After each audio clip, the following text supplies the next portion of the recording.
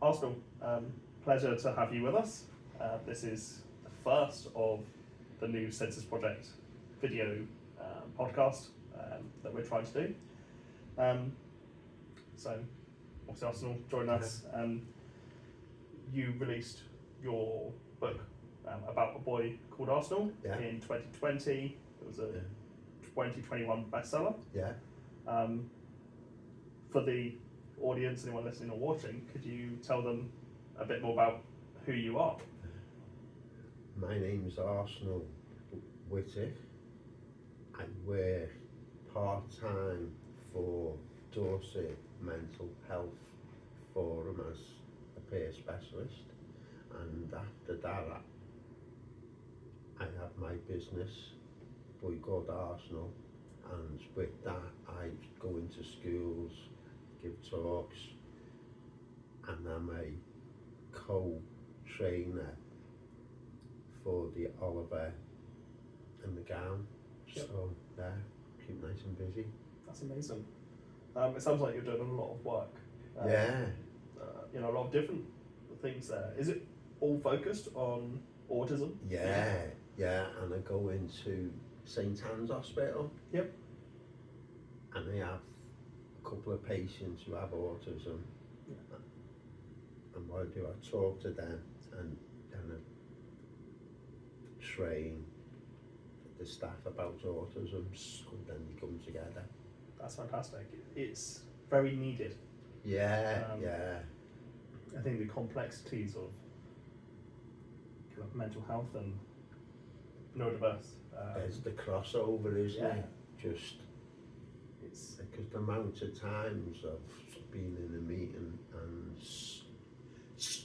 someone will go, "Oh, that is autism, that," and I go, "It's not as autism, that is say mental health." Or I think there's a point in there where it comes back to, well, that's just that person. It's just who they are. It's a part of them, and what is a part of them in that moment, at that time, in that situation. That must be quite a rewarding challenge. A lot of work, but a lot of reward. Oh, it's amazing. That's why I wake up happy every day, because I know what the day's going to be like. I'm going to be helping people to understand that it's like 4 or 5 different things, isn't it? Yeah. And you can't just put them all into one box, but that's what tends to happen. People say, "Oh, that is autism," so, but no. It's just There's a lot of work to be done out there, unfortunately. Yeah, definitely. Do you feel like you're making a difference, making a good stride forward? Yeah, because I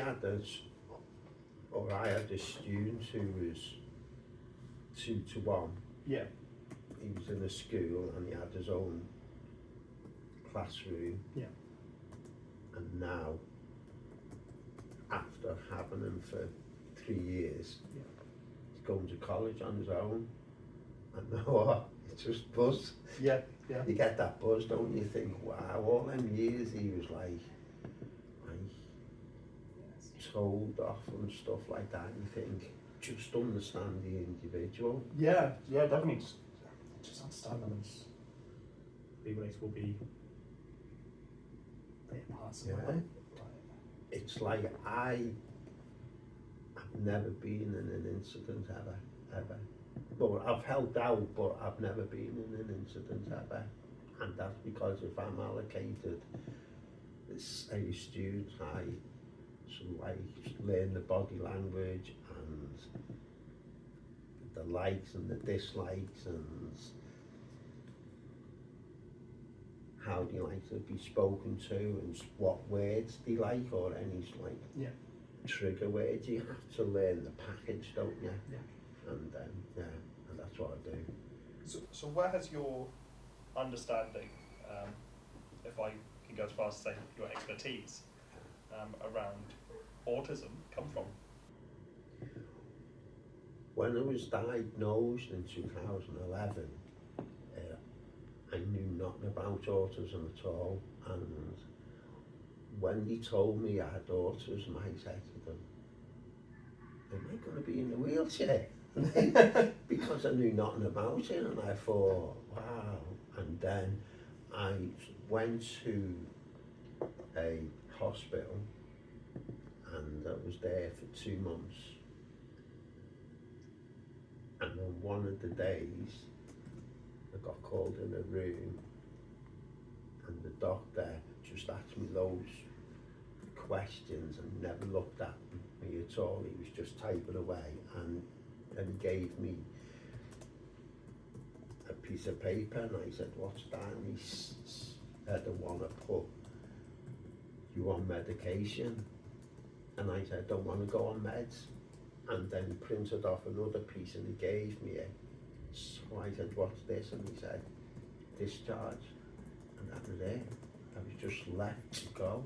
And I was like, wow. And then a social worker I had at the time, he said, no, that's not right.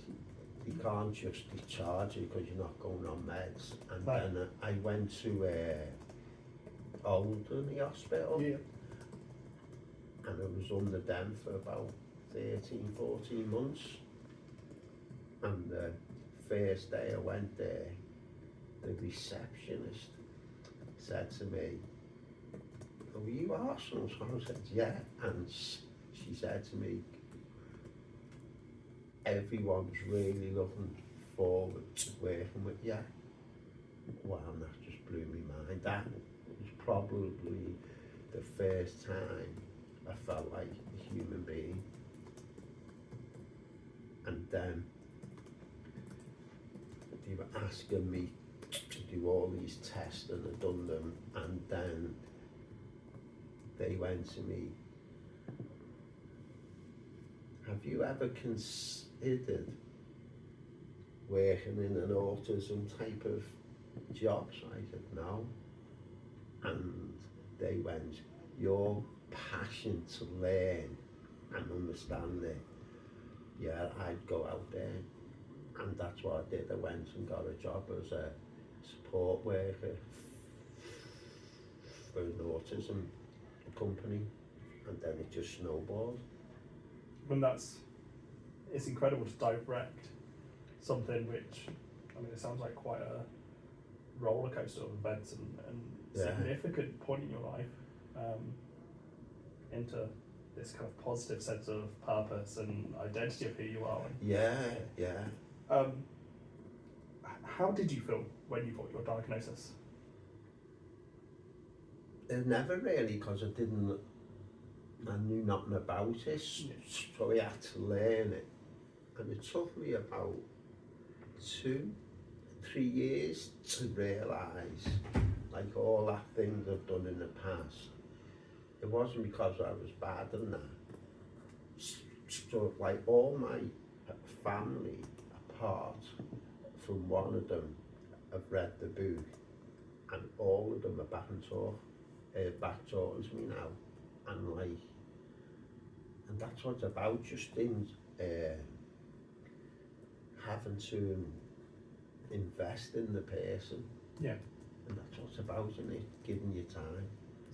So would you say really this process of getting diagnosed for you, finding that sense of purpose, direction, to writing and releasing the book, has that actually been quite a positive thing for you then when it comes to a sense of who you are and your family relationships? Yeah, because I wasn't aware that in 2010, for a year, I kept a diary of every time I harmed, and in 1 year, I harmed 482 times. And what I'd done, I read the diary over and over and over again. And what I realised where all my triggers were. What I'd done then, I learned to trigger. Well, I got a trigger, I learned a strategy, and and I went all the way through the diary. It took me 4.5 years, but after 43 years of self-harm, I've not harmed now since Tuesday, the 19th of August 2014. So it's come up to 11 years. That's so, incredible. Yeah. It shows what a difference it makes, having that self-awareness. Yeah, yeah. We talk a lot about self-identity, Yeah. or sense of identity, a sense of belonging, a sense of purpose, and some of the things you talked about, kind of seem to be really fitting into that. Yeah. That need that we all have. Yeah.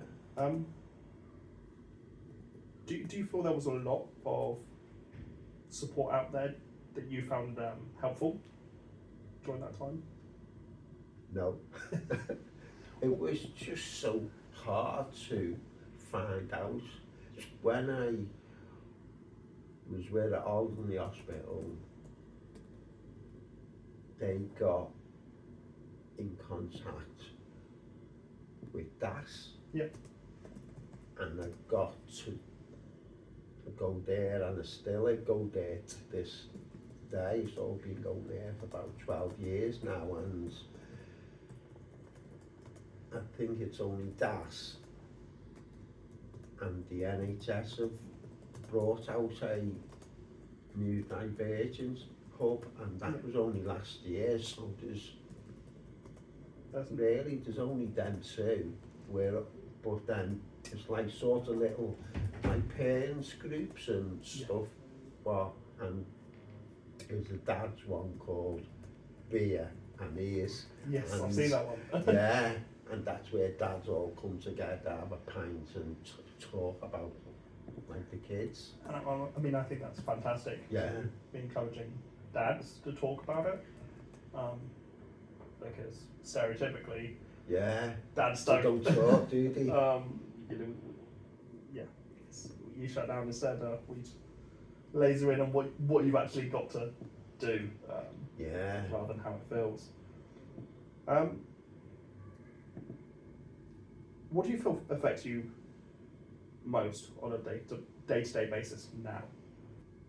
The unexpected is a trigger, so I have to give myself a social story every night, and then when I wake up I just rerun it through, and that tells me what to expect of today. So like today I googled this building. Yep. Oh, I knew there's going to be loads of doors in the corridors and stuff like that. So, and that's what I have to do every day. And if I don't do a social story, I can get caught out. I try to not have a social story, and I went to my daughter, tomorrow, I'm not going to do a social story, I'm going to go to a different place, and like, wow, it's horrible. I got triggered. I tell you what I've done. I went to, I normally go to Asda, Castle Point, and I thought, I tell you what, I'll go to Asda by the train station, and I'd never had a social story. And when I got there, wow, I got triggered straight away, because I never had £1, because at Castle Point the trolleys are free, and I was like, and then when I walked in Asda, I could see the chemist, and I thought, wow, there's not a chemist at the Castle Point one. And then I walked all around the aisles, and wow, all different things everywhere. And I parked my car for 3 hours, because you get 3 hours, and I just had a meltdown. And when I got back to my car, when I found it, because my brain was mashed. Yeah. I 2 weeks later in the post I got a parking fine. I was in Asda for 5 hours, and I got a parking fine. Said to my daughter, "That's it. I'm having a social story every day," and that's what I do. So yeah. But I think it's important having those strategies which you know Yeah. work for you. Yeah. And what helps you to go out and do all the amazing things that you're doing and make all the impact that you're making for other people. Yeah. You know, social stories, what enables that. Yeah. That's incredible. And I think it's amazing to be able to recognise that and go, okay, fine, that's what I need. Yeah. It's very easy, I think, with hidden diagnoses like autism, ADHD, and mental health, to turn around and go, oh, I've got to try and hide it. I've got to try and it can't just be normal. Yes. Someone asked me a question in the talk why I do them, and I said, but if you're a tradesman and you go to work, what do you take with you? Your tools. Yeah. I said, these are my tools, aren't they? And that's what. Yeah. That's how I look at them. I think my tools. I think that's a fantastic way of looking at it. Yeah. But yeah, I love it. I want to bring it back to the book. Yeah. Because obviously it's a #1 seller. Yeah. It's a bestseller. And was that such a huge thing to write a book, which, assuming from the title, because I've not read it yet, about a boy called Arsenal, I'm assuming it's about yourself. Yes. So that's very much putting yourself out there for the world to see. You're putting yourself on the line. Yeah. How did that come about, writing that book? Well, I never actually wrote the book. Okay. It was Alan J. Hill. We met at Autism Wessex, and he was in there to do a different thing, and we were in a meeting together, and that's how we first met. And I was giving a talk, and he was just happened to be in on the talk, and then he just said to me just afterwards, he said, "Your story is amazing, I'd love to do it," and then just snowballed. Yeah, just snowballed. He interviewed me for about 10 months. He'll come to mine every Monday, and then 2 girls have got a chapter in the book. The ex-wife has, and it's totally honest and raw. There's a chapter in there where the legal team were a bit uncertain about putting it into the book, and I said to them, "Who's the book about?" And they went, "You." So I said, "Well, it's going in the book then," and it went in.